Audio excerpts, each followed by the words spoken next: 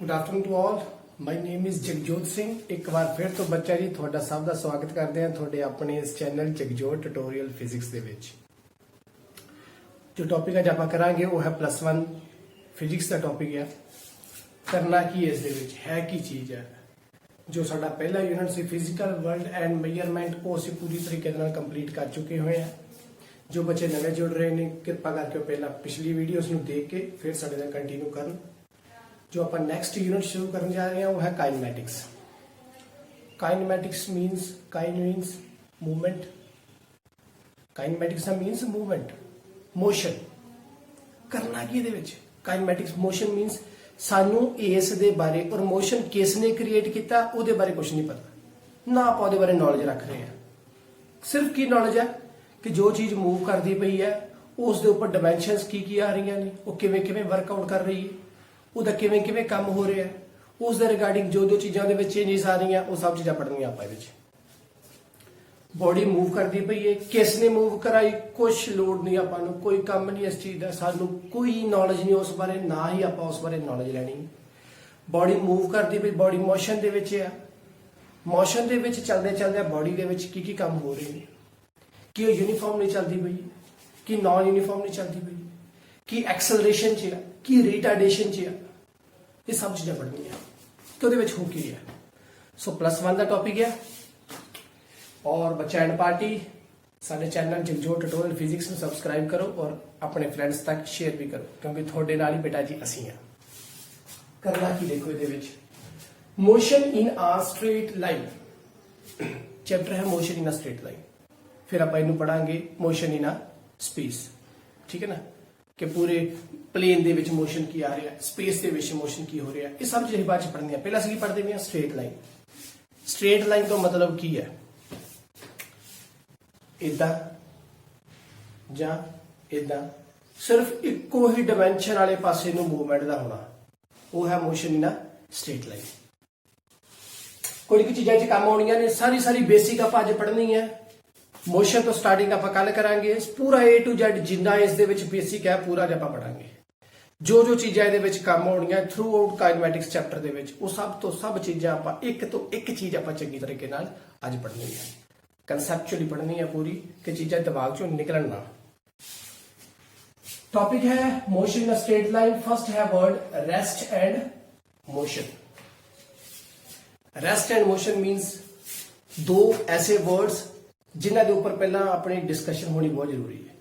अगर कोई बॉडी इत्थे है एज इट इज इत्थे ही रहेगी, ये बॉडी किसी पासे मूव नहीं करती भी, ना थोड़े वाले पासे, ना मेरे वाले पासे, ना इधर ना इधर, ये रेस्ट विच है।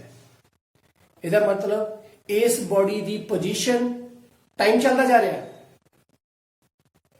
टाइम लगातार चलता जा रहा है, बट इसकी पोजीशन टाइम के नाल चेंज नहीं हो रही, ये अपनी उसी पोजीशन पे है, देयरफॉर ये रेस्ट विच है।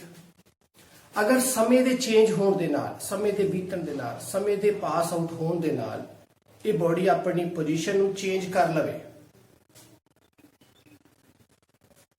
किसी भी पासे, उस वेले की कहांगे आपां कि बॉडी मोशन विच है। Therefore change in position with respect to time, it is motion, and no change in position with respect to time, it means the body is in rest. Okay, next है बेटा point size objects। point size object का मतलब की, अगर कोई body है वो body चलती पई है, मीनस किसी एक पोजीशन तो इथों चल के बॉडी ਇੱਥੇ ਕ ਪਹੁੰਚ ਗਈ, ਇੱਥੋਂ ਚੱਲੀ ਬॉडी ਇੱਥੇ ਕ ਪਹੁੰਚ ਗਈ। ਡਿਸਟੈਂਸ ਕਿੰਨਾ, ਇੰਨਾ ਕ ਮੇਜਰ ਕੀਤਾ। ਇਹਦਾ ਆਪਣਾ ਸਾਈਜ਼ ਵੀ ਕਾਫੀ ਹੈ, ਇਹਦਾ ਸਾਈਜ਼ ਵੀ ਤਾਂ ਹੈ, ਇਹਦਾ ਕੋਈ ਸਾਈਜ਼ ਹੈ। ਇਹ ਬॉडी ਇੱਥੋਂ ਚੱਲ ਕੇ ਇੱਥੇ ਪਹੁੰਚੀ ਹੈ, ਇੰਨੀ ਕਿ ਜਗ੍ਹਾ ਇਹਨੇ ਮੂਵ ਕੀਤੀ, ਇੰਨਾ ਇਹਦਾ ਆਪਣਾ ਸਾਈਜ਼। ਤਾਂ ਮਤਲਬ ਕੀ ਸਮਝਦੇ ਵੇ ਆਪਾਂ ਕਿ ਮੂਵਮੈਂਟ ਜਿਹੜੀ ਆ ਉਹ ਵੀ ਬਿਲਕੁਲ ਠੀਕ ਠਾਕ ਹੈ, ਘੱਟ ਜੀ ਹੈ, ਬਹੁਤੀ ਜ਼ਿਆਦਾ ਮੂਵਮੈਂਟ ਹੈ ਨਹੀਂ। ਇੰਨਾ ਕਿ ਡਿਸਟੈਂਸ ਇਸ ਨੂੰ ਮੂਵ ਕੀਤਾ, ਇੰਨੀ ਕਿ ਡਿਸਪਲੇਸਮੈਂਟ, ਇੰਨੀ ਕਿ ਡਿਸਟੈਂਸ ਇਸ ਨੇ ਮੂਵ ਕੀਤਾ, ਤੇ ਇਹਦਾ ਆਪਣਾ ਵੀ ਸਾਈਜ਼ ਕਾਫੀ ਬੜਾ ਹੈ। ਇਹਦਾ ਮਤਲਬ ਇਹਦਾ ਆਪਣਾ ਸਾਈਜ਼ ਵੀ ਕਾਫੀ ਹੈ, ਉਸ ਦੇ ਮੁਕਾਬਲੇ ਸਾਈਜ਼ ਵੀ ਕਾਫੀ ਹੈ। ਇਹ ਤਾਂ ਕਹਿ ਨਹੀਂ ਸਕਦੇ ਕਿ ਇੰਨੇ ਕ ਸਾਈਜ਼ ਦੇ ਪਿੱਛੇ ਇਸ ਸਾਈਜ਼ ਨੂੰ ਆਪਾਂ ਨੈਗਲੀਜੀਬਲ ਕਾਊਂਟ ਕਰ ਦਈਏ, ਇਗਨੋਰ ਕਰ ਦਈਏ, ਨਹੀਂ। देयरफॉर ਜਦੋਂ ਬੋਡੀ ਇੱਥੋਂ ਚੱਲ ਕੇ ਇੱਥੇ ਪਹੁੰਚੀ ਹੈ ਤੇ ਆਪਾਂ ਸੱਚ ਕੇਸਿਸ ਦੇ ਵਿੱਚ ਇਹਦੇ ਆਪਣੇ ਸਾਈਜ਼ ਨੂੰ ਇਗਨੋਰ ਨਹੀਂ ਕਰ ਸਕਦੇ। ਇਹਦਾ ਮਤਲਬ ਮੈਂ ਕਿੱਥੋਂ ਕਾਊਂਟ ਕਰਾਂਗਾ, ਇੱਥੋਂ ਕਰਾਂਗਾ, ਇੱਥੋਂ ਕਰਾਂਗਾ, ਕਿੱਥੋਂ ਕਰਾਂਗਾ। ਓਕੇ, ਸੱਚ ਕੇਸਿਸ ਦੇ ਵਿੱਚ ਬੋਡੀ ਦੀ ਡਾਈਮੈਂਸ਼ਨਸ ਕਾਊਂਟ ਡਾਊਨ ਹੁੰਦੀ ਹੈ, ਕਾਊਂਟ ਕੀਤੀ ਜਾਂਦੀ ਹੈ। ਬਟ ਜਦੋਂ ਕੋਈ ਬੋਡੀ ਚੱਲਦੀ ਪਈ ਹੈ ਔਰ ਉਸਨੇ ਕਾਫੀ ਡਿਸਟੈਂਸ ਕਾਊਂਟ ਕਰ ਲਿਆ, ਤੁਸੀਂ ਆਪਣੇ ਘਰ ਤੋਂ ਚੱਲੋ, ਤੁਹਾਡੀ ਬੱਸ ਹੈ, ਜਿਸ ਸਕੂਲ ਬੱਸ ਦੇ ਵਿੱਚ ਤੁਸੀਂ ਸਕੂਲ ਤੱਕ ਜਾਂਦੇ ਸੀ, ਅਭੀ ਤਾਂ ਨਹੀਂ ਜਾ ਰਹੇ, ਪਰ ਜਿਸ ਬੱਸ ਵਿੱਚ ਤੁਸੀਂ ਸਕੂਲ ਤੱਕ ਜਾਂਦੇ ਸੀ, ਉਸ ਵੇਲੇ ਉਸ ਬੱਸ ਦੇ ਵਿੱਚ, ਹੁਣ ਤਾਂ ਲੋਕਡਾਊਨ ਕਰਕੇ ਨਹੀਂ ਜਾ ਰਹੇ, ਉਸ ਬੱਸ ਦੇ ਵਿੱਚ ਤੁਸੀਂ ਬੈਠ ਕੇ ਜਾਓ, ਉਸ ਬੱਸ ਦੀ ਕਾਫੀ ਡਾਈਮੈਂਸ਼ਨ ਹੈ, ਕਾਫੀ ਡਾਈਮੈਂਸ਼ਨ ਹੋਏਗੀ ਬੱਸ ਦੀ। ਬਟ ਜਿਹੜਾ ਉਹ ਡਿਸਟੈਂਸ ਮੂਵ ਕਰਕੇ ਤੁਹਾਡੇ ਸਕੂਲ ਤੱਕ ਜਾਂਦੀ ਹੈ, 5 ਕਿਲੋਮੀਟਰ, 10 ਕਿਲੋਮੀਟਰ, 12, 30 ਤੇ ਜਿੰਨੇ ਵੀ ਮੈਕਸਿਮਮ 30 ਜਾਂ 35 ਕਿਲੋਮੀਟਰ ਤੱਕ ਜਾਂਦੀ ਹੋਏਗੀ, ਤਾਂ ਉਸ ਕਿਲੋਮੀਟਰ ਦੇ ਮੁਕਾਬਲੇ ਤੁਹਾਡੀ ਬੱਸ ਦਾ ਸਾਈਜ਼ ਕੀ ਹੋਏਗਾ? ਨੈਗਲੀਜੀਬਲ। ਕਿੰਨਾ ਕੁ ਹੋਏਗਾ ਯਾਰ ਬੱਸ? ਕਿੰਨੀ ਕੁ ਬੱਸ ਹੋ ਸਕਦੀ ਹੈ? 7 ਮੀਟਰ, 8 ਮੀਟਰ, 9 ਮੀਟਰ, 10 ਮੀਟਰ ਦੀ ਬੱਸ ਹੋ ਜਾਏਗੀ, ਇਸ ਤੋਂ ਉੱਪਰ ਤੇ ਬੱਸ ਨਹੀਂ ਹੋਣ ਲੱਗੀ। ਸੋ 10-12 ਮੀਟਰ ਦੀ ਜਿਹੜੀ ਬੱਸ ਆ, ਉਸ ਦੇ ਮੁਕਾਬਲੇ ਤੁਹਾਡੀ ਜਿਹੜੀ ਬੱਸ ਚੱਲ ਕੇ ਤੁਹਾਡੇ ਸਕੂਲ ਤੱਕ ਗਈ ਹੈ, ਕਾਫੀ ਡਿਸਟੈਂਸ ਉਸਨੇ ਕਾਊਂਟ ਕੀਤਾ, ਕਾਫੀ ਡਿਸਟੈਂਸ ਉਸਨੇ ਮੂਵ ਕੀਤਾ, ਉਹ ਡਿਸਟੈਂਸ ਬਹੁਤ ਹੈ as compare to the size of the object. Such cases ਦੇ ਵਿੱਚ ਜਦੋਂ ਆਪਾਂ ਡਿਸਟੈਂਸ ਕਾਊਂਟ ਕਰਦੇ ਪਏ ਆ ਕਿ ਇੱਥੋਂ ਤੁਹਾਡੇ ਘਰ ਤੋਂ ਚੱਲ ਕੇ ਉੱਥੇ ਤੱਕ ਚੱਲੀ ਹੈ, ਤਾਂ ਉਸ ਵੇਲੇ ਉਹ ਬੱਸ ਦੇ ਫਰੰਟ ਤੋਂ ਕਾਊਂਟ ਕਰਨਾ, ਇੱਥੋਂ ਕਾਊਂਟ ਕਰਨਾ, ਕਿੱਥੋਂ ਕਾਊਂਟ ਕਰਨਾ, ਇਹਦਾ ਮਤਲਬ ਆਪਾਂ ਨੂੰ ਕਨਫਿਊਜ਼ਨ ਹੋਊਗੀ। ਸੱਚ ਕੇਸਿਸ ਦੇ ਵਿੱਚ ਆਪਾਂ ਉਸ ਬੱਸ ਨੂੰ, ਉਸ ਬੋਡੀ ਨੂੰ ਇੱਕ ਪੁਆਇੰਟ ਮੰਨ ਲੈਂਦੇ ਆ ਕਿ ਇੱਕ ਪੁਆਇੰਟ ਸਾਈਜ਼ ਹੈ, ਇੱਕ ਬਿੰਦੀ ਦੇ ਬਰਾਬਰ ਹੈ, ਕਿਉਂਕਿ ਡਿਸਟੈਂਸ ਤਾਂ ਕਾਫੀ ਹੈ ਤੇ ਆਬਜੈਕਟ ਜਿਹੜਾ ਉਹ ਵੀ ਕਾਫੀ ਬੜਾ ਸੀ, ਬੱਸ ਵੀ ਕਾਫੀ ਬੜੀ ਹੈ। ਬਟ ਜਦੋਂ ਉਹਨੇ ਡਿਸਟੈਂਸ ਹੀ ਇੰਨਾ ਜ਼ਿਆਦਾ ਕਾਊਂਟ ਕਰ ਲਿਆ, ਇੰਨਾ ਜ਼ਿਆਦਾ ਡਿਸਟੈਂਸ ਉਸਨੇ ਟਰੈਵਲ ਕਰ ਲਿਆ, ਉਸ ਵੇਲੇ ਜਦੋਂ ਆਪਾਂ ਮੈਜ਼ਰ ਕਰਨਾ ਹੋਵੇ ਕਿ ਤੁਹਾਡੇ ਘਰ ਤੋਂ ਲੈ ਕੇ ਇੱਥੇ ਦਾ ਡਿਸਟੈਂਸ ਕਿੰਨਾ, ਤੇ ਮੈਂ ਇਦਾਂ ਨਹੀਂ ਕਾਊਂਟ ਕਰਾਂਗਾ ਕਿ ਬੱਸ ਦੇ ਸਟਾਰਟਿੰਗ ਤੋਂ ਕਾਊਂਟ ਕਰਾਂ ਜਾਂ ਐਂਡ ਤੋਂ ਕਾਊਂਟ ਕਰਾਂ। ਉਸ ਵੇਲੇ ਮੈਂ ਬੱਸ ਦੇ ਸਾਈਜ਼ ਨੂੰ ਕੀ ਕਾਊਂਟ ਕਰਾਂਗਾ? ਪੁਆਇੰਟ ਸਾਈਜ਼, ਇੱਕ ਬਿੰਦੀ ਦੇ ਬਰਾਬਰ। So distance, when distance is large with respect to its dimension means body the dimension, body ਦੇ dimension ਦੇ accordingly ਅਗਰ distance ਬਹੁਤ ਜ਼ਿਆਦਾ ਹੋ ਜਾਵੇ, therefore such cases ਦੇ ਵਿੱਚ ਉਸ body ਦੀ dimension ਨੂੰ ਅਸੀਂ point size count ਕਰਦੇ ਕਿ ਬਿੰਦੀ ਦੇ ਬਰਾਬਰ, ਤਾਂ ਕਿ measurement ਕਰਨੀ easy ਰਹੇ ਕਿ ਕਿੰਨਾ distance count ਹੋਇਆ ਹੈ। ਜਦੋਂ ਆਪਾਂ measure ਕਰਾਂਗੇ, ਇੱਥੋਂ ਕਰਾਂਗੇ, ਇੱਥੋਂ ਕਰਾਂਗੇ, ਜਿੱਥੋਂ ਮਰਜ਼ੀ ਕਾਊਂਟ ਕਰ ਲਓ, ਕਿਉਂਕਿ ਆਹ ਕੀ ਬਣੂਗੀ? ਇੱਕ ਬਿੰਦੀ ਦੇ ਬਰਾਬਰ ਹੀ। ਫਿਰ ਤੁਸੀਂ ਡਿਸਟੈਂਸ ਮੈਜ਼ਰ ਕਰਨਾ ਚਾਹੇ ਇਸ ਬੱਸ ਦੀ ਸਟਾਰਟਿੰਗ ਤੋਂ ਕਾਊਂਟ ਕਰ ਲਓ, ਐਂਡ ਤੋਂ ਕਾਊਂਟ ਕਰ ਲਓ, ਇਹਦੇ ਸੈਂਟਰ ਤੋਂ ਕਾਊਂਟ ਕਰ ਲਓ, ਪਰ ਇਹ ਕੀ ਹੋਊਗਾ? ਇੱਕ ਪੁਆਇੰਟ ਸਾਈਜ਼ ਹੀ ਹੋਏਗਾ। ਸਮਝ ਲੱਗੀ ਗੱਲ? ਪੁਆਇੰਟ ਸਾਈਜ਼ ਆਬਜੈਕਟਸ ਕਿਹੜੇ ਹੁੰਦੇ ਆ? ਨੈਕਸਟ ਹੈ 1 dimension, 2 dimension and 3 dimension motion.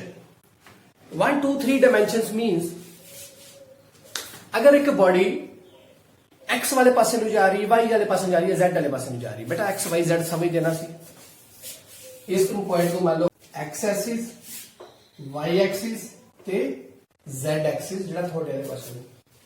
ਅਗਰ ਕੋਈ ਬੋਡੀ ਮੂਵ ਕਰਦੀ ਪਈ ਹੈ ਸਿਰਫ ਤੇ ਸਿਰਫ ਇੱਕ ਐਕਸਿਸ ਵਾਲੇ ਪਾਸੇ ਨੂੰ, ਚਾਹੇ ਇਸ ਪਾਸੇ ਨੂੰ ਹੋ ਜਾਵੇ, ਚਾਹੇ ਇਸ ਸਾਈਡ ਨੂੰ ਹੋ ਜਾਵੇ, ਚਾਹੇ ਇਸ ਸਾਈਡ ਤੋਂ ਹੋ ਜਾਵੇ, ਸਿਰਫ ਇੱਕ ਐਕਸਿਸ ਵਾਲੇ ਪਾਸੇ ਨੂੰ ਜਾਂਦੀ ਹੋਵੇ, ਮੀਨਸ ਕੱਲਾ ਉਹਦਾ ਇੱਕੋ ਹੀ ਕੰਪੋਨੈਂਟ ਚੇਂਜ ਹੁੰਦਾ ਹੋਵੇ।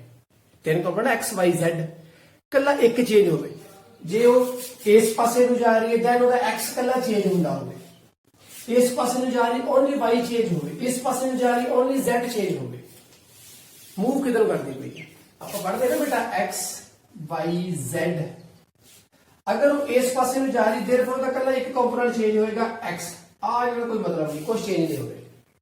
ਦੇਰਫੋਰ ਜਿਸ ਨੂੰ ਕੱਲਾ ਇੱਕ ਹੀ ਕੰਪੋਨੈਂਟ ਦੀ ਲੋੜ ਪਵੇ, ਚਾਹੇ x y ਜਾਂ z, ਇੱਕ ਕੰਪੋਨੈਂਟ ਚ ਚੇਂਜ ਆਵੇ, ਉਹ ਕੀ ਹੋਇਆ? ਮੋਸ਼ਨ ਸਟ੍ਰੇਟ ਲਾਈਨ, ਇੱਕ ਪਾਸੇ, 1 dimension motion। ਸੈਕੰਡ ਹੈ ਬੇਟਾ ਸਾਡੇ ਕੋਲ 2 dimension motion। 2 dimension motion ਦੇ ਵਿੱਚ ਕੀ ਹੋਊਗਾ? ਬੋਡੀ ਕਿੱਦਾਂ ਮੂਵ ਕਰਦੀ ਪਈ ਹੈ, ਇਹ 'ਚ ਵੀ ਚੇਂਜ ਆਵੇ ਔਰ ਇਹ 'ਚ ਵੀ ਚੇਂਜ ਆਵੇ, ਮੀਨਸ ਬੋਡੀ ਇਦਾਂ ਮੂਵ ਕਰਦੀ ਹੋਵੇ, ਇਦਾਂ ਇਦਾਂ ਅੱਜ ਦਾ ਮੂਵ ਮਰਜ਼ੀ ਕਰੀ ਜਾਵੇ। ਇਹਦਾ ਮਤਲਬ ਕੀ ਹੋਇਆ ਕਿ ਹਰ ਵਾਰ x ਇੱਥੇ ਹੁਣ ਵੈਲਿਊ ਹੋਰ ਹੋਏਗੀ x ਤੇ y ਦੀ, ਇੱਥੇ ਵੈਲਿਊ ਹੋਰ ਹੋਏਗੀ x y ਦੀ, z ਜਿਹੜਾ ਇਹਨਾਂ ਵਾਸਤੇ 0 0 ਹੋਏਗਾ। ਕਿਉਂ? ਕਿਉਂਕਿ z ਇੱਧਰ ਨੂੰ ਹੈ, ਬੋਡੀ ਇੱਥੇ ਇਸ ਪਲੇਨ ਦੇ ਉੱਪਰ ਮੂਵ ਕਰਦੀ ਪਈ, x ਔਰ y ਇਸ ਪਲੇਨ ਦੇ ਉੱਪਰ ਹੀ ਬੋਡੀ ਮੂਵ ਕਰਦੀ ਪਈ। ਸੋ देयरफॉर 2 ਡਾਈਮੈਂਸ਼ਨ ਦੇ ਵਿੱਚ ਮੋਸ਼ਨ ਆ ਰਿਹਾ ਹੈ। ਸਮਝੇ ਬਾਤ? ਜਿਵੇਂ ਆ ਸਾਹਮਣੇ ਤੁਹਾਡੇ ਇੱਕ ਆ ਬੋਰਡ ਆ, ਇਸ ਦੇ ਉੱਪਰ ਕੋਈ ਵੀ ਬੋਡੀ ਮੂਵ ਕਰਦੀ ਹੋਵੇ, ਉਹ ਕਿਵੇਂ ਮੂਵ ਕਰਦੀ ਹੈ? 2 ਡਾਈਮੈਂਸ਼ਨ x ਜਾਂ y ਚ ਮੂਵ ਕਰਦੀ ਪਈ ਹੈ। क्योंकि z इस पासे ਨੂੰ ਹੈ बॉडी उस प्लेन तो स्पेस वाले पासे ਨੂੰ नहीं आई उस प्लेन ਦੇ ਉੱਪਰ ही है therefore टू डायमेंशनल मोशन वो है जो किसी प्लेन ਦੇ ਉੱਪਰ किसी एरिया ਦੇ ਉੱਪਰ मूवमेंट आ रही वो है टू डायमेंशन जिस ਨੂੰ यूज करना जिस ਨੂੰ शो करवा ਸਾਡੇ ਕੋਲ दो कंपोनेंट चाहिए x y हो जाए y z हो जाए z x हो जाए कोई भी हो जाए दो space three dimension means body move किधर ਨੂੰ ਕਰਦੀ ਹੋਵੇ x y z बॉडी ਕਿਤੇ ਵੀ मूव ਕਰਦੀ ਹੋਵੇ ਕਿ ਜਿਵੇਂ ਮਰਜ਼ੀ मूव ਕਰੀ ਜਾਵੇ स्पेस ਦੇ ਵਿੱਚ ਹੁਣ ਆ ਬॉडी ਇੱਥੇ मूव ਕਰਦੀ ਹੋਵੇ ਇਹਦਾ ਮਤਲਬ ਕੀ ਹੋਇਆ ਇੱਥੇ ਬॉडी ਹੈ x y ਆ ਪਲੇਨ ਤੁਹਾਨੂੰ ਲੱਭਦਾ ਪਿਆ ਇਸ ਦੇ ਵਿੱਚ ਬॉडी ਆ मूव ਕਰਦੀ ਪਈ ਹੈ ਬਟ ਇਹ ਇਸ ਜ਼ੀਰੋ origin ਤੋਂ z ਵਾਲੇ ਪਾਸੇ ਨੂੰ ਬॉडी ਉਤੋਂ ਇਧਰ ਨੂੰ ਵੀ ਹੈ ਸੋ ਇੰਨੀ ਮੂਵਮੈਂਟ ਇਧਰ ਵੀ ਹੈ ਸੋ देयरफॉर ਇਹ ਕੀ ਹੈ स्पेस ਚ मूव ਕਰਦੀ ਪਈ ਹੈ ਸੋ ਇਹ ਹੋਇਆ 3 ਡਾਇਮੈਂਸ਼ਨ ਮੋਸ਼ਨ ਗੱਲ ਸਮਝ ਲੱਗੀ एक एक्सिस चेंज हो वन डायमेंशन दोनों एक्सिस ਦੇ ਵਿੱਚ मूवमेंट आवे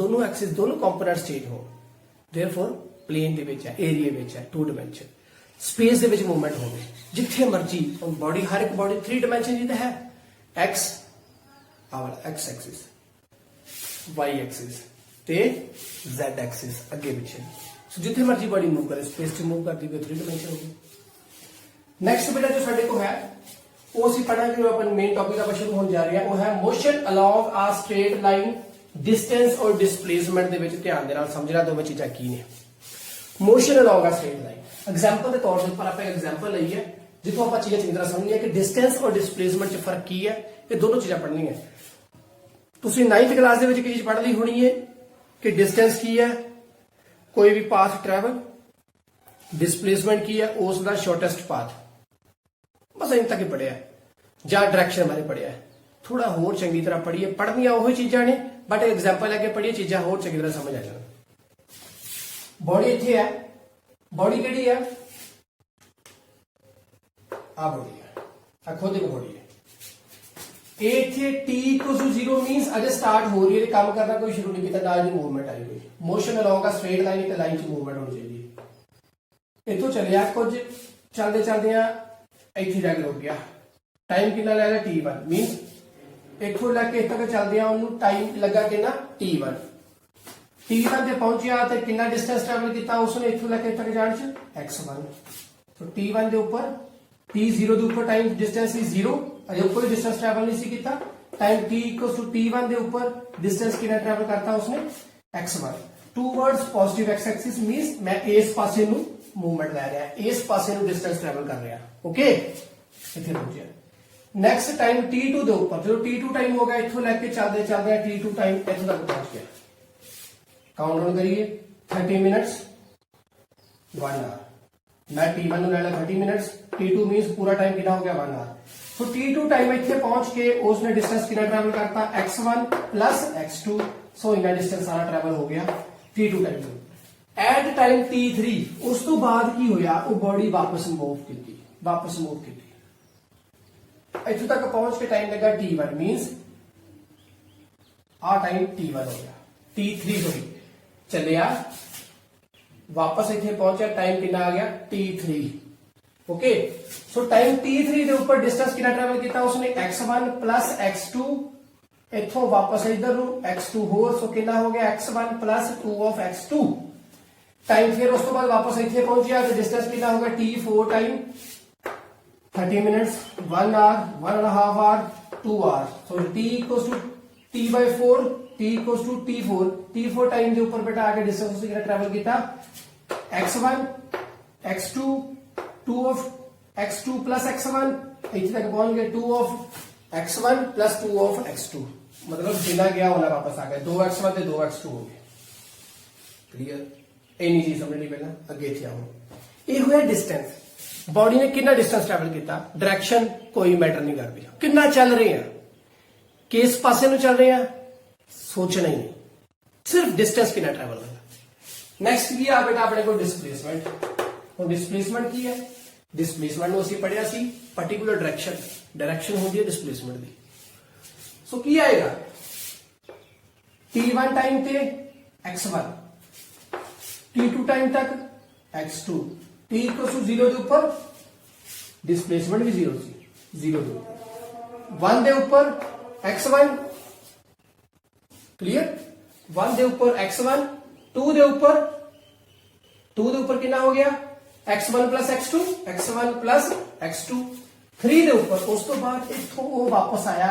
ਇੱਥੋਂ ਤੱਕ t equals to t3 ਤੱਕ ਪਹੁੰਚ ਕੇ ਕੀ ਬਣ ਗਿਆ ਜੀ ਉਹ x1 plus x2, ਬਟ ਜਿਸ ਡਾਇਰੈਕਸ਼ਨ ਨੂੰ ਜਾ ਰਿਹਾ ਸੀ ਉਸ ਤੋਂ ਆਪੋਜ਼ਿਟ ਜਾਣ ਲੱਗ ਪਿਆ ਹੁਣ। ਧਿਆਨ ਨਾਲ ਚੀਜ਼ ਨੂੰ ਸਮਝੋ ਕਹਿ ਕੀ ਰਿਹਾ ਇੱਥੇ ਡਿਸਪਲੇਸਮੈਂਟ ਦੀ ਡਾਇਰੈਕਸ਼ਨ ਹੈ ਉਸ ਤੋਂ ਆਪੋਜ਼ਿਟ ਚੱਲਦੇ ਪਏ ਆਪਾਂ ਹੁਣ। देयरफॉर जो ਆਪਾਂ ਆਪੋਜ਼ਿਟ ਚੱਲਦੇ ਪਏ ਹਾਂ x1 ਹੈ ਜਾਣ ਲੱਗਿਆ ਠੀਕ ਹੈ t1 ਟਾਈਮ ਦੇ ਉੱਪਰ, x2 ਆਇਆ ਸਾਡੇ ਕੋਲ x1 x2 ਆ ਗਿਆ t t2 ਦੇ ਉੱਪਰ। ਪਰ ਜਦੋਂ ਮੈਂ ਵਾਪਸ ਚੱਲਿਆ ਵਾ ਤੇ ਡਿਸਪਲੇਸਮੈਂਟ ਜੋ ਆ ਰਹੀ ਹੈ ਉਹ ਪਹਿਲੀ ਵਾਲੀ ਨਾਲੋਂ ਆਪੋਜ਼ਿਟ ਆ ਰਹੀ, ਜਿਹਦਾ ਮਤਲਬ ਜਿਵੇਂ x ਐਕਸਿਸ ਵਾਲੇ ਪਾਸੇ ਨੂੰ ਜਾ ਰਿਹਾ ਸੀ ਪੋਜ਼ਿਟਿਵ ਵਾਲੇ, ਤਾਂ ਹੁਣ ਮੈਂ ਕਿੱਧਰ ਨੂੰ ਜਾ ਰਿਹਾ ਵਾ negative of x Axis. So therefore ਜਿਹੜਾ ਆਹ ਵਾਲਾ ਡਿਸਟੈਂਸ ਸੀ ਇਹ ਉਸ ਵਿੱਚੋਂ ਕੀ ਹੋ ਜਾਏਗਾ ਮਾਈਨਸ, ਕਿਉਂਕਿ ਡਿਸਪਲੇਸਮੈਂਟ ਦੀ ਹਮੇਸ਼ਾ ਕੀ ਹੁੰਦੀ ਹੈ ਡਾਇਰੈਕਸ਼ਨ। ਜੇ ਇਸ ਪਾਸੇ ਨੂੰ ਸੀ ਹੁਣ ਉਹ ਇਸ ਪਾਸੇ ਨੂੰ ਹੋ ਗਿਆ, देयरफॉर ਉਹ प्लस नहीं होएगा, ਉਹ ਕੀ ਹੋਏਗਾ ਉਸ ਚੋਂ माइनस। सो ਕੀ ਆਏਗਾ ਬੇਟਾ ਜੀ t1 ਦੇ ਉੱਪਰ x1, t2 ਦੇ ਉੱਪਰ x1 x2, t3 ਦੇ ਉੱਪਰ ਕੀ ਹੋਏਗਾ x1 x2 minus of x2, therefore ਕੀ ਰਹਿ ਗਿਆ x1। ਵਾਪਸ ਇੱਥੇ ਪਹੁੰਚਿਆ t 4 ਦੇ ਉੱਪਰ, t t4 ਦੇ ਉੱਪਰ, ਉੱਥੇ ਜਾ ਕੇ ਡਿਸਪਲੇਸਮੈਂਟ ਕਿੰਨੀ ਹੋਗੀ 0। ਆ ਚੀਜ਼ ਯਾਦ ਰੱਖਣੀ, ਜਿੰਨਾ ਚੱਲਿਆ ਉੱਥੇ ਵਾਪਸ ਫੇਰ ਪਹੁੰਚ ਗਿਆ। ਸੋ ਜਿੰਨਾ ਮੂਵ ਕੀਤਾ ਸੀ ਪੋਜ਼ਿਟਿਵ x ਐਕਸਿਸ ਵਾਲੇ ਪਾਸੇ ਨੂੰ ਕਿੰਨਾ ਸੀ x1 x2, ਤੇ t t4 ਦੇ ਉੱਪਰ ਜਾ ਕੇ ਕੀ ਹੋਇਆ x1 x2 minus of x1 minus of x2, therefore total ਕੀ ਹੋ ਗਿਆ 0। ਆ ਜਿੰਨਾ ਆਪਾਂ ਖਿਆਲ ਰੱਖਣਾ। ਇਹ ਸੀ ਸਾਡੇ ਕੋਲ ਬੇਟਾ ਡਿਸਪਲੇਸਮੈਂਟ ਔਰ ਡਿਸਟੈਂਸ ਦੇ ਵਿੱਚ ਡਿਸਕਸ਼ਨ। ਅੱਗੇ ਪੜ੍ਹੀਏ ਔਰ ਸਮਝਿਆ ਗਈ ਚੋ ਆਪਾਂ। It means distance is counted in any direction means it has no direction, scalar quantity, जिस पास ਨੂੰ ਮਰਜ਼ੀ ਮੂਵ ਕਰੀਏ ਕਾਊਂਟ ਹੀ ਕੀਤਾ ਜਾਣਾ। ਓਕੇ, ਤੇ displacement it means it is counted only in a particular direction, therefore it is a vector quantity। ठीक है बेटा, याद रखिए चीज समझ आ गई।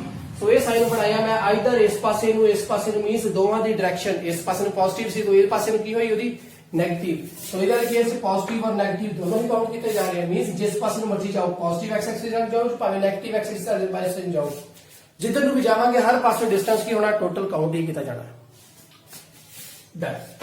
एक थोड़ा डिफरेंस पढ़ दिया ना की है, डिस्टेंस की है, डिस्टेंस स्केलर क्वांटिटी समझ लिया, डिस्प्लेसमेंट वेक्टर क्वांटिटी है। डिस्टेंस ऑलवेज पॉजिटिव भी हो सकता या जीरो हो सकता, बॉडी नहीं चल रही जीरो वाला तो चलेगी, इस पासे ਨੂੰ मूव करे, इस पासे ਨੂੰ करे, इस पासे ਨੂੰ करे, जिस पासे ਨੂੰ मर्जी करे, डिस्टेंस हमेशा पॉजिटिव ही रहना। बट डिस्प्लेसमेंट वाले केस की होएगा ये पॉजिटिव ही होएगा। जे अगे ਨੂੰ ਜਾਈ ਜਾ ਰਿਹਾ ਇੱਕ ਪਾਸੇ ਇੱਕ ਡਾਇਰੈਕਸ਼ਨ ਲੈ ਕੇ ਜਾ ਰਿਹਾ ਪॉजिटिव ਹੀ ਆਏਗਾ, ਉਸ ਤੋਂ ਆਪੋਜ਼ਿਟ ਵਾਲੇ ਪਾਸੇ ਨੂੰ ਆਉਣ ਲੱਗ ਪਿਆ, ਇਸ ਪਾਸੇ ਨੂੰ ਜਾ ਰਿਹਾ ਸੀ ਉਸ ਤੋਂ ਆਪੋਜ਼ਿਟ ਵਾਲੇ ਪਾਸੇ ਨੂੰ ਆਉਣ ਲੱਗ ਪਿਆ, ਸੋ ਡਿਸਪਲੇਸਮੈਂਟ 네ਗੇਟਿਵ ਹੀ ਹੋਣੀ ਸ਼ੁਰੂ ਹੋ ਜਾਣੀ ਹੈ। ਸੋ ਉਸ ਦੇ ਮੁਕਾਬਲੇ ਉਹ 네ਗੇਟਿਵ ਜਿੰਨੇ ਪੁਆਇੰਟ ਤੋਂ ਚੱਲਿਆ, ਜਿਵੇਂ ਇੱਥੋਂ ਇਹ ਇਸ ਪਾਸੇ ਨੂੰ ਆ ਰਿਹਾ ਸੀ ਇੱਥੋਂ ਅੱਗੇ ਹੋਰ ਨਿਕਲ ਜਾਂਦਾ ਉਧਰ ਨੂੰ ਤਾਂ ਫਿਰ ਕੀ ਹੋ ਜਾਣਾ ਸੀ 네ਗੇਟਿਵ। ਜ਼ੀਰੋ ਵੀ ਹੋ ਸਕਦਾ, ਜਿਵੇਂ ਚੱਲ ਕੇ ਵਾਪਸ ਇੱਥੇ ਪਹੁੰਚ ਗਿਆ ਸੋ ਡਿਸਪਲੇਸਮੈਂਟ ਜ਼ੀਰੋ ਵੀ ਆ ਗਈ। ਸੋ ਇਹਦਾ ਮਤਲਬ ਡਿਸਪਲੇਸਮੈਂਟ ਪੋਜ਼ਿਟਿਵ 네ਗੇਟਿਵ ਜ਼ੀਰੋ ਕੁਝ ਵੀ ਹੋ ਸਕਦੀ ਹੈ। कैन बी ग्रेटर देन और इक्वल टू डिस्प्लेसमेंट, डिस्टेंस हमेशा डिस्प्लेसमेंट तो चाहे बड़ा होएगा ਜਾਂ डिस्प्लेसमेंट के बराबर होएगा। अगर मोशन एक डायरेक्शन वाले पासे ਨੂੰ है, स्ट्रेट लाइन ਦੇ ਵਿੱਚ है, वन डायमेंशन च है, सच केसेस ਦੇ ਵਿੱਚ बेटा जी डिस्प्लेसमेंट और डिस्टेंस दोनों सेम ਹੁੰਦੇ ਆ, ਇੱਕੋ ਜਿਹਾ ਹੁੰਦਾ ਹੈ। ਇੱਕ ਡਾਇਰੈਕਸ਼ਨ ਵਾਲੇ ਪਾਸੇ ਨੂੰ ਦੋ ਨਹੀਂ, ਇੱਕ ਡਾਇਰੈਕਸ਼ਨ ਦਾ ਇੱਥੇ ਜਾ ਕੇ ਵਾਪਸ ਵੀ ਆਇਆ ਨਾ, ਨਹੀਂ ਇਹ ਇੱਕੋ ਹੀ ਪਾਸੇ ਨੂੰ ਜਾਵੇ। सच केस में डिस्टेंस और डिस्प्लेसमेंट एक ही होंगे, इको जिन्ने होंगे। क्यों? क्योंकि डिस्प्लेसमेंट की शॉर्टेस्ट पाथ, हुण बॉडी इत्थों चल के इत्थे पहुंचदी पई है, ਇਹਦਾ शॉर्टेस्ट पाथ की होएगा जे आ डिस्टेंस सीगा चलदियां ते डिस्प्लेसमेंट भी ते यही होएगी, क्योंकि दोवां दे विचकार दा शॉर्टेस्ट पाथ यही बनदा पिया। ओके, ते displacement can not be greater than distance. Displacement कभी बड़ी नहीं हो सकती, हाँ बराबर हो सकती पर कभी बड़ी नहीं हो सकती। चीज़ा गॉट इट, चीज़ा समझ लगियां। लास्ट दिन आप ग्राफ पढ़ने और एक हल्की जी डिस्कशन करनी है वेलोसिटी और स्पीड के ऊपर। आज का टॉपिक खत्म, कल तो फिर यूनिफॉर्म मोशन स्टार्ट करना सी। की है when object is stationary, object एक पोजीशन ते खड़ा है, इत्थे है जी, इत्थे ही खड़ा है। जिस जगह तो आप काउंट डाउन करना सी शुरू, उथों कुछ के डिस्टेंस से खड़ा है। मान लो मैं इन्नी गल कह देवां कि थोड़े घर तो थोड़े स्कूल की दूरी ते खड़ा तो उत्थे ही खड़ा, ਤੁਹਾਡੀ ਸਕੂਲ ਨੂੰ ਬੱਸ ਜਾਂਦੀ ਪਈ ਹੈ, ਸਵੇਰੇ ਜਾ ਕੇ ਬੱਸ ਉੱਥੇ ਤੁਹਾਨੂੰ ਉਤਾਰ ਦਿੱਤਾ ਬੱਸ ਨੇ ਸਕੂਲੇ ਜਾ ਕੇ, ਜਿੱਥੇ ਖੜੀ ਹੈ ਉੱਥੇ ਹੀ ਖੜੀ ਰਹੂਗੀ 6-7 ਘੰਟੇ ਤੱਕ, ਜਦੋਂ ਤੁਹਾਡਾ ਸਕੂਲ ਚੱਲਦਾ ਪਿਆ 3 ਵਜੇ ਤੱਕ ਉੱਥੇ ਪੋਜੀਸ਼ਨ ਤੇ ਰਹੇਗੀ। ਦੇਰਫੋਰ ਟਾਈਮ ਬੀਤਦਾ ਗਿਆ ਬਟ ਉਹਦੀ ਪੋਜੀਸ਼ਨ ਕੀ ਉੱਥੇ ਰਹੀ। ਸੋ ਦੇਰਫੋਰ ਉਹ ਤੁਹਾਡੇ ਘਰ ਤੋਂ ਇੰਨੀ ਦੂਰੀ ਤੇ ਇੰਨੀ ਪੋਜੀਸ਼ਨ ਤੇ ਇੰਨੀ ਡਿਸਟੈਂਸ ਇੰਨੀ ਡਿਸਪਲੇਸਮੈਂਟ ਦੀ ਦੂਰੀ ਤੇ ਇੱਥੇ ਖੜਾ ਹੈ, ਸਮਾਂ ਬੀਤਦਾ ਗਿਆ ਬਟ ਉਹ ਉੱਥੇ ਹੀ ਰਹਿ ਰਿਹਾ ਹੈ। ਉਹਦਾ ਸਮੇਂ ਦੇ ਨਾਲ ਨਾਲ ਉਹਦੀ ਪੋਜੀਸ਼ਨ ਹੀ ਚੇਂਜ, ਉਹਦੀ ਪੋਜੀਸ਼ਨ ਉਹੀ ਰਹਿ ਰਹੀ ਹੈ। देयरफॉर ਇਹ ਕੀ ਹੋਇਆ, when object is stationary, ਇੱਕ ਜਗ੍ਹਾ ਤੇ ਖੜਾ ਹੈ, ਸਮਾਂ ਚੇਂਜ ਹੁੰਦਾ ਜਾ ਰਿਹਾ ਹੈ ਬਟ ਡਿਸਪਲੇਸਮੈਂਟ ਪੋਜੀਸ਼ਨ ਉਹੀ ਰਹਿ ਰਹੀ ਹੈ। ਜਿਸ ਪੋਜੀਸ਼ਨ ਤੇ ਸੀ 1 ਆਰ, ਤੁਸੀਂ 8 ਵਜੇ ਦਾ ਸਕੂਲ ਲੱਗਾ ਬੇਟਾ, 8 ਵਜੇ ਪੂਰੇ ਇੱਥੇ ਪਹੁੰਚ ਗਈ ਬੱਸ, 9 ਵਜੇ ਵੀ ਉਹ ਉਸੇ ਜਗ੍ਹਾ ਤੇ ਖੜੀ ਹੈ, 10 ਵਜੇ ਵੀ ਉੱਥੇ ਹੀ ਖੜੀ ਹੈ, 11 ਵਜੇ ਵੀ ਉੱਥੇ ਹੀ ਖੜੀ ਹੈ ਔਰ 3 ਵਜੇ ਤੱਕ ਵੀ ਉਹ ਉੱਥੇ ਹੀ ਖੜੀ ਹੈ। ਸੋ देयरफॉर ਇਹ ਪੋਜੀਸ਼ਨ ਕੀ ਹੈ, ਸਟੇਬਲ ਇੱਕੋ ਹੀ ਪੋਜੀਸ਼ਨ ਰਹਿ ਰਹੀ ਹੈ। when object possesses uniform motion, time भी इनक्रीज होता जा रहा है और पोजीशन भी इनक्रीज होती है। मीनस हर एक आर दे विच अगर कोई बॉडी 30 किलोमीटर चलती पई है तो हाँ जी वो 30 किलोमीटर ही चलती पई है। समझे बात। इतों तुहाडे स्कूल तुहाडे घर तो बस चली, एक कार 8 बजे चली है जी, 9 बजे तक उसने इन्ना डिस्टेंस काउंट कर लिया, सो कितना होया 30 किलोमीटर। फिर एक कार अगले तक उन्हें कितना किया होर 30 मिनट, अगले कार तक उन्हें होर कितना कर दिता, एक होर 30 किलोमीटर। सो आ की आ रहा है, स्ट्रेट लाइन बन के ना सारे पॉइंट्स को मिलाया जाए था। सो देयरफॉर अगर यूनिफॉर्म मोशन है तो ग्राफ की बनता पोजीशन टाइम का straight line, okay, linear graph बनता है। नेक्स्ट है when object possesses varying motion, body चलती पई है, सारे स्कूल तुहाडे घर तो चली बस, सुबह 8 बजे फिर चली है, 1 घंटे बाद उसने रास्ता बहुत साफ सी, उसने काफी डिस्टेंस ट्रैवल कर लिया, इन्ना कर लिया डिस्टेंस, एक 40 किलोमीटर चल गई, ओके। नेक्स्ट रोड बहुत खराब आ गया, अगले 1 घंटे दे विच उसने इन्ना की डिस्टेंस ट्रैवल होया, इन्ना ਇਹਦਾ मतलब कितना अप गया हो, इन्ना के ऊपर गया होर।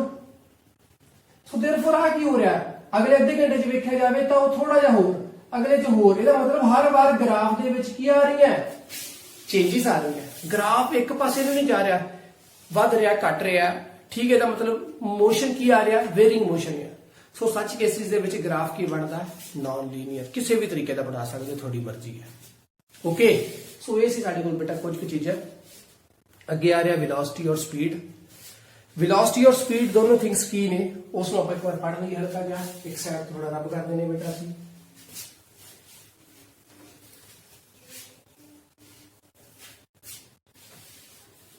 वेलोसिटी क्या है और स्पीड क्या है, आ मान लो स्पीड और आ वेलोसिटी। स्पीड ये भी स्केलर है, वेलोसिटी ये वेक्टर है। वेक्टर मींस मैग्नीट्यूड भी है, डायरेक्शन भी है, स्केलर मींस ओनली मैग्नीट्यूड है कि इतने किलोमीटर, किस पासे को है नहीं पता, इतने किलोमीटर चली बॉडी, डिस्टेंस इतने किलोमीटर डिस्टेंस कितना, किस साइड को कितना सानू नहीं पता। देयरफॉर की होया, ये सिर्फ ते सिर्फ की है, स्केलर है, इतना मैग्नीट्यूड है, इतने किलोमीटर चली है, डायरेक्शन नहीं पता। और डिस्प्लेसमेंट वाले केस में 10 किलोमीटर चली है जी, साउथ वाले पास में चली है, ईस्ट वाले पास चली, वैस्ट वाले पास चली, नॉर्थ वाले पास चली, सो डायरेक्शन भी ना दस है, सो डिस्प्लेसमेंट है। सेकंड पॉइंट, स्पीड फिर होती की है सानू पता है, छोटी क्लास तुम पढ़ते आ रहे बेटा, distance equal speed into time, तो स्पीड की आ रही सी distance upon time. So distance speed है, स्केलर है, सो डिस्टेंस होना है ऊपर और नीचे क्या होगा टाइम। इधर से वेक्टर क्वांटिटी है, सो ऊपर क्या होगा डिस्प्लेसमेंट अपॉन की आएगा टाइम, क्यों, क्योंकि वेक्टर क्वांटिटी है, सो वेक्टर क्वांटिटी ऊपर होनी चाहिए। एस की वैल्यू पॉजिटिव रहेगी या जीरो होगी, सेम सवाल पॉजिटिव और जीरो, बट एस की वैल्यू पॉजिटिव भी हो सकती है, नेगेटिव भी हो सकती है और जीरो भी हो सकती है। यूनिट्स दोनों दे सेम है, मीटर पर सेकंड, मीटर पर सेकंड। ਬਸ ਆਹ 3-4 ਚੀਜ਼ਾਂ ਸੀ ਜਿਹੜੀ ਆਪਾਂ ਸਪੀਡ ਔਰ ਵੈਲੋਸਿਟੀ ਵੀ ਸਮਝਣੀਆਂ ਸੀ। ਉਮੀਦ ਹੈ ਤੁਹਾਨੂੰ ਸਾਡਾ ਇਹਦਾ ਲੈਕਚਰ ਪਸੰਦ ਆਇਆ ਹੋਵੇਗਾ। ਲੈਕਚਰ ਪਸੰਦ ਆਇਆ ਹੋਵੇ ਬੇਟਾ ਸਾਡੇ ਚੈਨਲ ਸਬਸਕ੍ਰਾਈਬ ਕਰਨਾ, ਚੈਨਲ ਨੂੰ ਸ਼ੇਅਰ ਵੀ ਕਰਨਾ ਔਰ ਬੈਲ ਆਈਕਨ ਦਬਾਉਣਾ ਨਹੀਂ ਭੁੱਲਣਾ। ਚੀਜ਼ਾਂ ਸਮਝੀਆਂ ਜਾਣ, ਕਨਸੈਪਟ ਬੇਸਡ ਨੌਲੇਜ ਸਮਝੀ ਜਾਵੇ ਤਾਂ ਕਿ ਹਰ ਇੱਕ ਥਿੰਗ ਨੂੰ ਕਲੀਅਰ ਕੀਤਾ ਜਾਵੇ। ਲੈਂਗੁਏਜ ਮੈਟਰ ਨਹੀਂ ਕਰਦੀ, ਆਪਾਂ ਕਿੰਨਾ ਸਿੱਖਦੇ ਪਏ ਹਾਂ ਇਹ ਚੀਜ਼ ਜ਼ਿਆਦਾ ਮੈਟਰ ਕਰਦੀ ਹੈ। ਸੋ ਇਸ ਚੀਜ਼ ਦਾ ਬੇਟਾ ਸਕਰੀਨਸ਼ਾਟ ਤੁਸੀਂ ਲੈ ਸਕਦੇ ਹੋ, ਥੋੜਾ ਰੱਬ ਵੀ ਕਰ ਦਿੱਤਾ। ਬਾਕੀ ਜੋ ਚੀਜ਼ਾਂ ਡਿਮੈਂਸ਼ਨਸ ਬਚੀਆਂ ਉਹ ਸਕਰੀਨਸ਼ਾਟ ਤੁਸੀਂ ਲੈ ਲਓ। ਔਰ ਅੱਜ ਦੇ ਲਈ ਬਸ ਇੰਨਾ ਹੀ। ਕੱਲ ਅਸੀਂ ਯੂਨੀਫਾਰਮ ਮੋਸ਼ਨ ਤੋਂ ਸਟਾਰਟ ਕਰਾਂਗੇ। Till then bye bye.